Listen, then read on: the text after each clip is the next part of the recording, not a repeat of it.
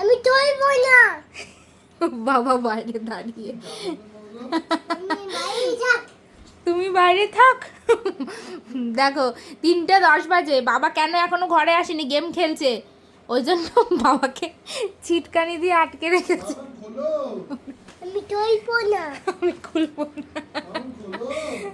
আমি ধরবো না। বল তুমি টাইমে কেন আসোনি? আমি চলে যাও। তুমি চলে যাও। আমি ধরবো না। আমি গাড়ি করে ঘুরতে নিয়ে যাবো তোমাকে। আমি ধরবো না। আমি তুলবো না। তুমি গাড়ি করে ঘুরতে যাবে না তো? ওই রে ভাবছে এবার কি করব। গাড়ি করে ঘুরতে যাবে? আমি আঁকি দিচ্ছি। আমি রাগে গেছি। আমি গাড়ি করে ঘুরতে নিয়ে যাবো। আমি আজ আঁকি দিচ্ছি। ও আমি আটকে দিয়েছি। শোনো বাবা, শোনো, বাবা তো বলছে সরি আর হবে না, তাহলে কি করবি?